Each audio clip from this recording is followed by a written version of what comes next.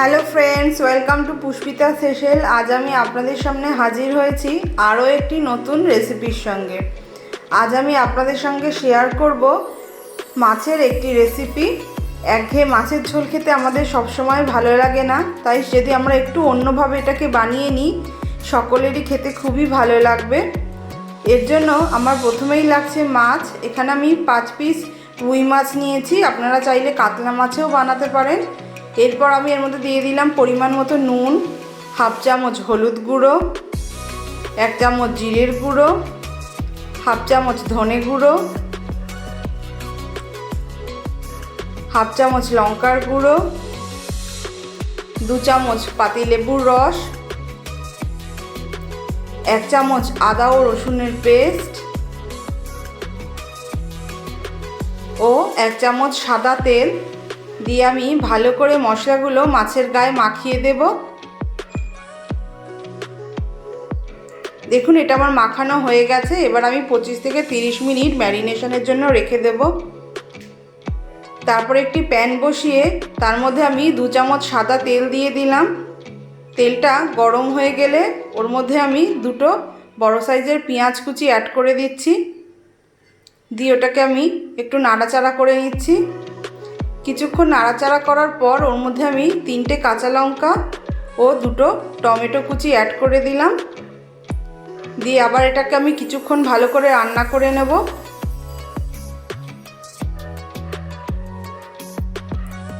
কিছুক্ষণ নেড়েচেড়ে নেওয়ার পর ওর মধ্যে আমি খানিকটা নুন অ্যাড করে দিলাম। দিয়ে আবার 2 থেকে 3 মিনিট আমি ভালো করে নাড়াচাড়া করে নিচ্ছি। এটা আমার হয়ে গেছে। এবার মিক্সির মধ্যে দিয়ে তার মধ্যে একটু জল দিয়ে আমি এটার সুন্দর পেস্ট তৈরি করে নিলাম। এবার একটি প্যান বসিয়ে তার মধ্যে আমি 3 চামচ সর্ষের তেল দিয়ে দিচ্ছি। তেলটা গরম হয়ে গেলে একে একে মশলা মাখানো মাছগুলো আমি এর মধ্যে দিয়ে দেব।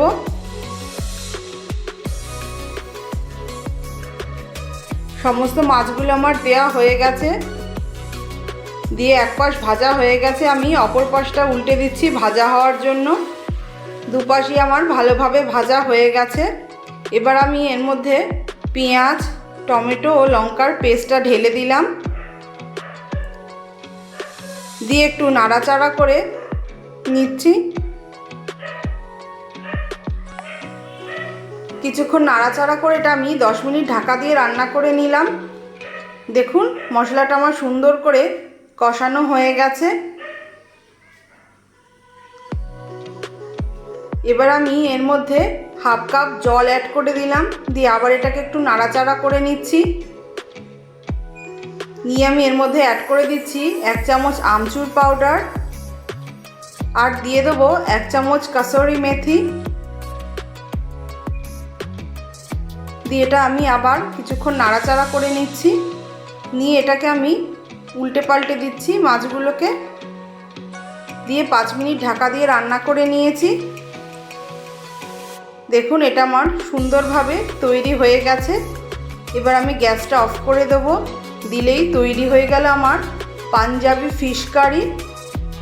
এটা আপনারা সাদা ভাত, পোলাও, ফ্রাইড রাইস সব কিছুর সাথেই খেতে পারেন। রান্নাটি যদি ভালো লেগে থাকে লাইক ও শেয়ার করবেন এবং নতুন নতুন রান্না পেতে গেলে চ্যানেলটিকে সাবস্ক্রাইব করুন। সকলে ভালো থাকবেন।